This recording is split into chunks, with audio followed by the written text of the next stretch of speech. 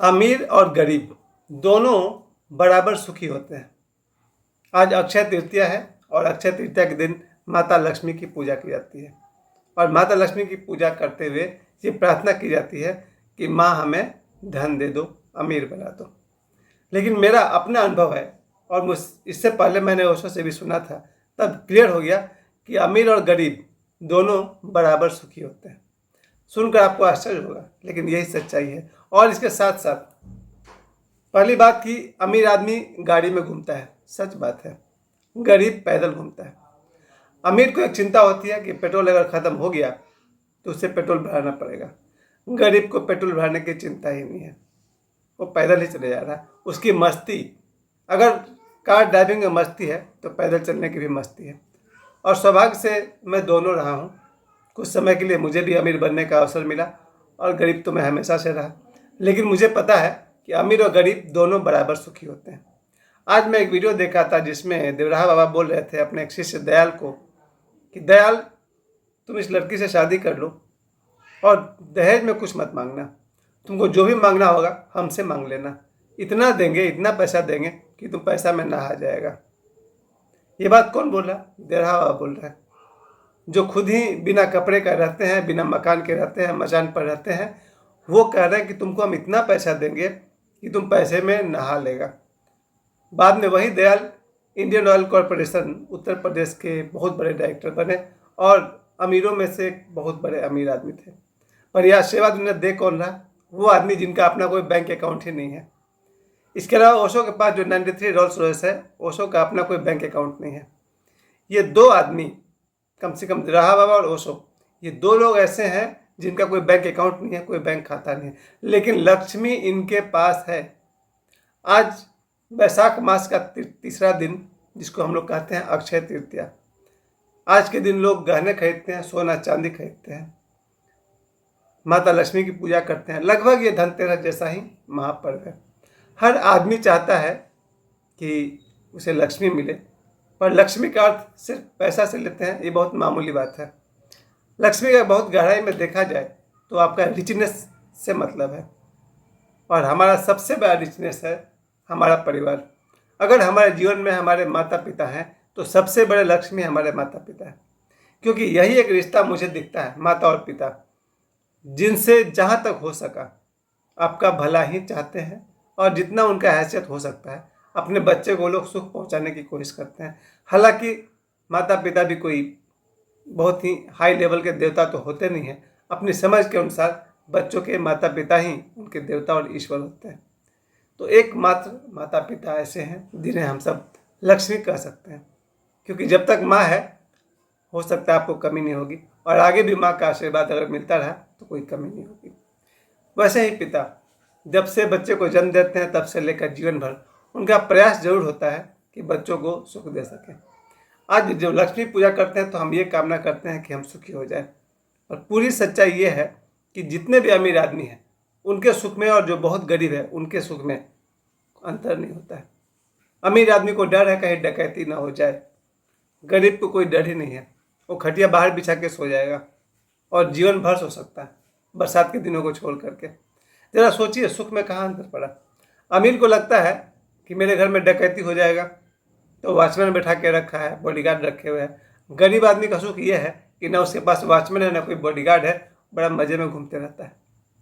अमीर का बच्चा अगर बाहर निकल गया तो उसका किडनैपिंग हो सकता है।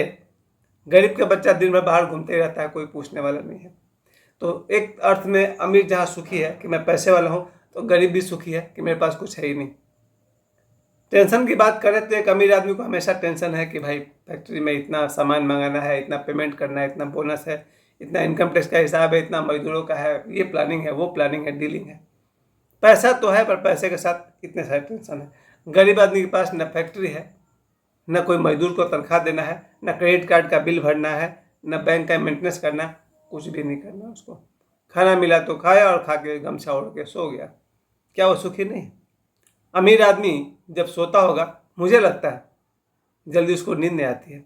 बहुत सारे अमीरों को तो दवाई खानी पड़ती है, शराब पीना पड़ता है। गरीब आदमी यहाँ खटिया पर लेटा और खर्राटा शुरू कर दिया, तो क्या वो सुखी नहीं है? गरीब का सुख का क्या मुकाबला करिएगा? अमीर का नींद शायद इस बात से भी खुल जाए कि कल क्या होगा, शेयर मार्केट का रेट बढ़ेगा कि घटेगा, वर्ल्ड वार होगा कि नहीं होगा, इस देश का उस देश से लड़ाई तो ना हो जाएगी। गरीब को कोई फिक्र ही नहीं है, खाया पिया सो गया। ये भी तो सुख है। अगर अमीर बनना एक सुख है तो गरीब होना भी एक सुख है। लेकिन कहीं ना कहीं हमारे मन में बैठ रहता है गरीब अमीर जैसा होना चाहता है, और अमीर तो खैर चाहता है और पैसा है और पैसा है।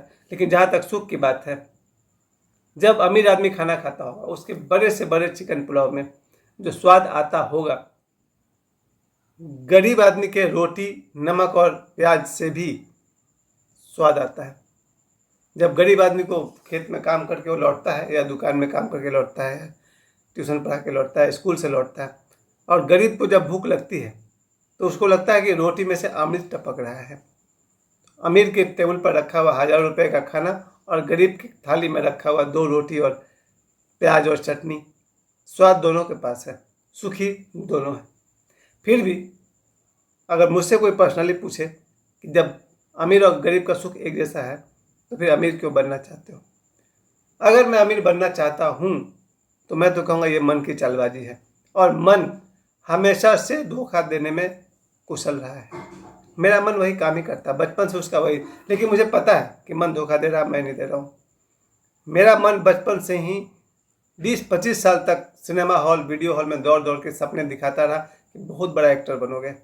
आज तक कुछ नहीं बन सका, क्योंकि मन का काम था सपने दिखाना, सपने दिखाता रहा। और मुझे लगता है जितने भी लोग बड़े बड़े सपने देखते हैं उनमें से अधिकांश का या तो चंद्रमा खराब है या राहु खराब है।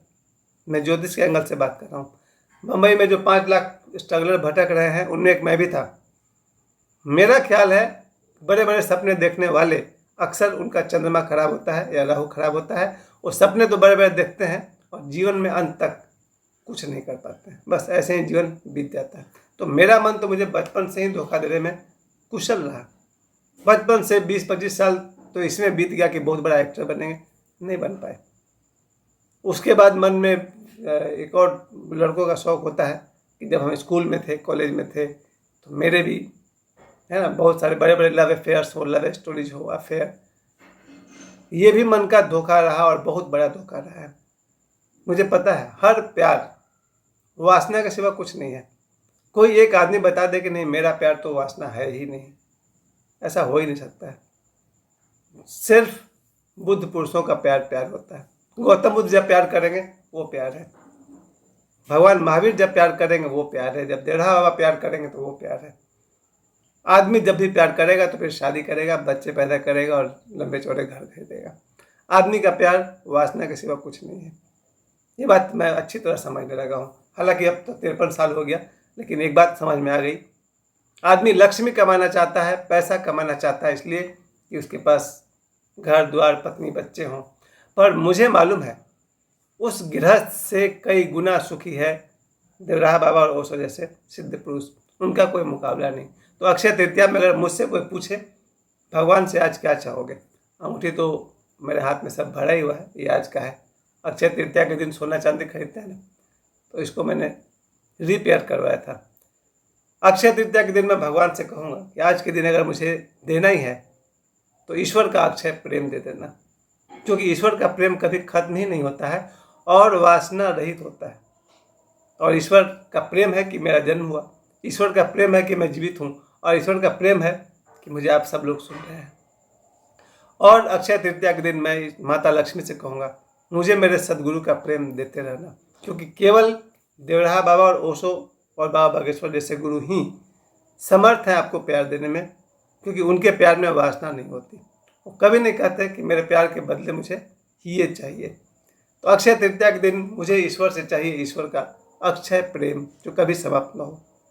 अक्षय तृतीया के दिन मुझे चाहिए मेरे सदगुरु ओशो से अक्षय प्रेम जो जन्मों जन्मों तक मिलता रहे। मुझे बिल्कुल लगता है कि सिर्फ गुरु ही आपको जन्मों जन्मों तक प्यार करता है, बिना किसी वासना के।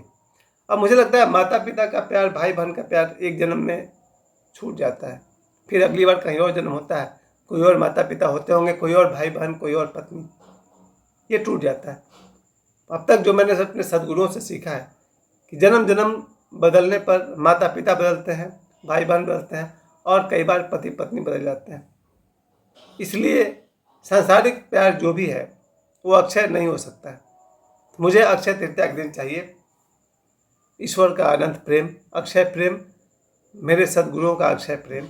और आप सबके लिए मेरी कामना यही है कि आप भी पहचान पाएँ सिर्फ लक्ष्मी करेंसी का सुख बहुत बड़ा सुख नहीं है। लेकिन मेरे पास तो भी नहीं है, हो सकता है सुख होता हो, कौन जाने। तो अक्षय तृतीया की आप सभी को बहुत बहुत शुभकामनाएं, आप सभी को ईश्वर का। और अगर आपके कोई सद्गुरु हों जो जन्मों जन्मों से आपके साथ हैं, उनका आपको अक्षय प्रेम मिलता रहे। धन्यवाद।